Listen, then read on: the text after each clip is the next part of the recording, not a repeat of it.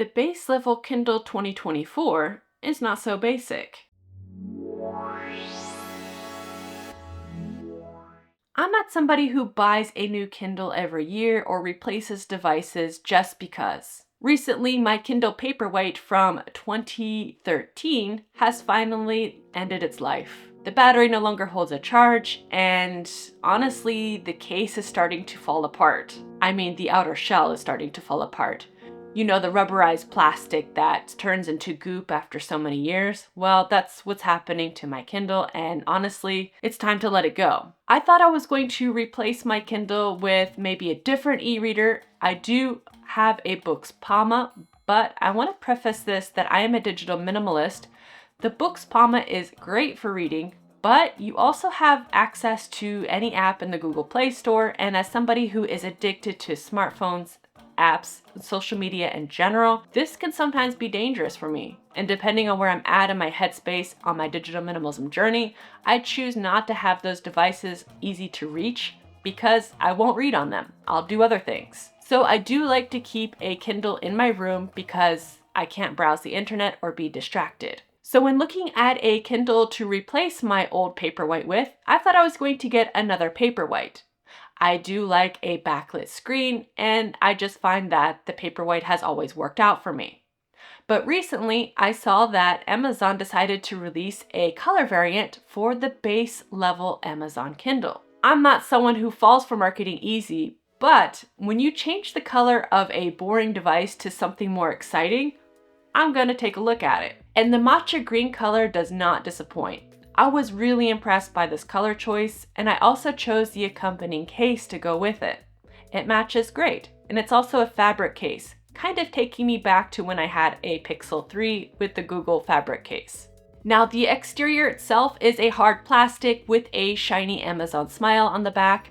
At the bottom, you have the status light, as well as the charging port and the on-off button. The device itself, for me, is shockingly light. Compared to my old Paperwhite, this device feels super light in the hands. I can literally hold it between two fingers, and it's not heavy at all. It's only 155 grams, a lot lighter than my smartphone, for example. And for being a base level Kindle, I honestly don't notice much difference between my old Kindle Paperwhite, except for a few key differences.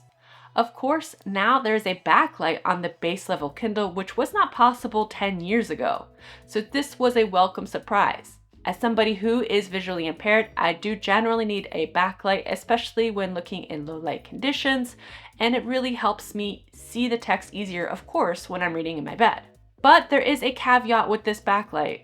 Unlike the Paperwhite, which has 11 LEDs and you can change the warmth and the coolness of the device, the Kindle base level for 2024 is just one tone of cool colored white. So there's only 4 LEDs. It works fine for me. I can get it as bright as I need or as dim as I need. But if you're somebody who doesn't like cool tones on your reading device, this probably isn't the device for you. Now, I chose to get the non-advertisement version, so I paid 119 euros. I think the advertisement version is 109 euros, which is a good entry-level price for an e-reader. Even though I paid for the non-ad version, I feel like when you go into a Kindle device, you get nothing but ads anyway. On the home screen itself, you have a small section at the top where you can access the books that you're currently reading. But of course, right below, you have a bunch of recommendations inciting you to get more books, of course. You can select the library tab in the bottom right-hand corner to get access to all of your books and download them to your device. But overall, in general, I don't really like the interface as far as it trying to push you to buy things. This is one of the negative sides to Amazon in general. But I do like Kindle devices because honestly, I can modify it to see how I need to see. Speaking of that, there is a dark mode option.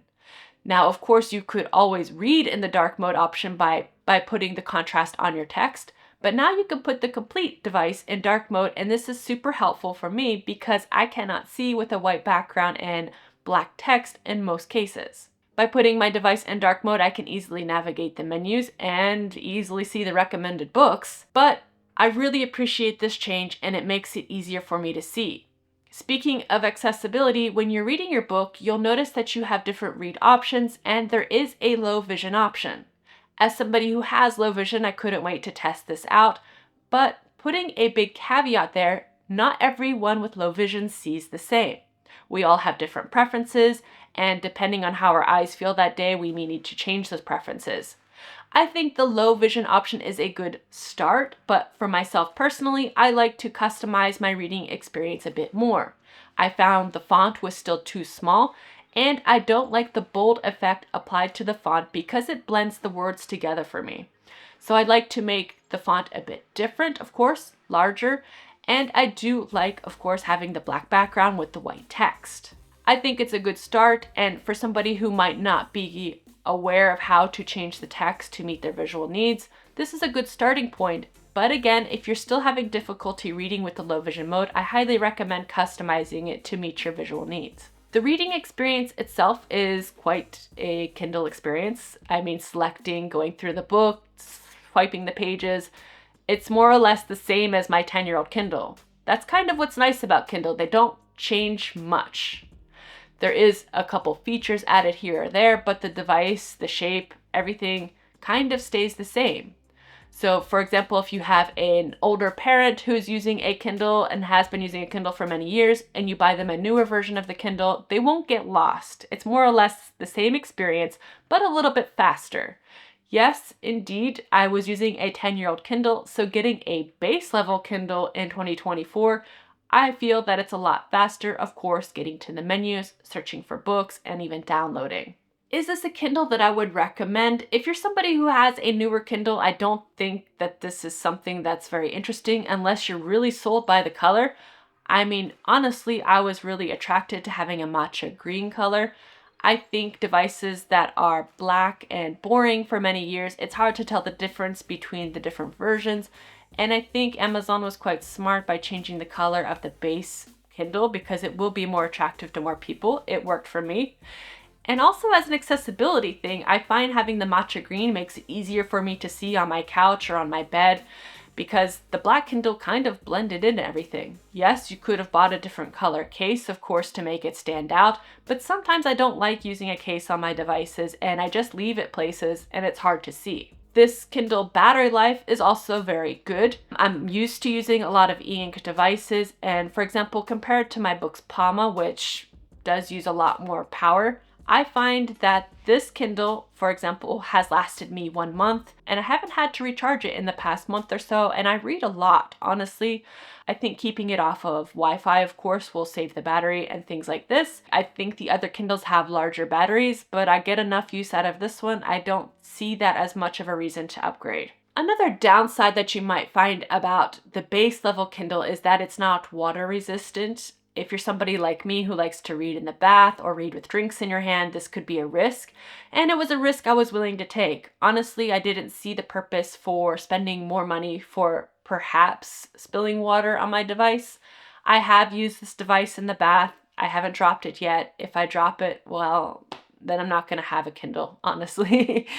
And that's the risk I'm willing to take. I really like the color variant. I really like the features that are available on the base level, and I don't see the reason to spend more for a great device. So if you're looking to upgrade your Kindle or maybe get a Kindle for the first time, I think this is a great option. The color, again, is fantastic. It looks great in person and it's different, and I really enjoy it. What do you think about the Kindle 2024 base version? Is it something you'd be interested in? Are there other colors that you would really like to see? Let me know down below. Thank you so much for watching and see you soon.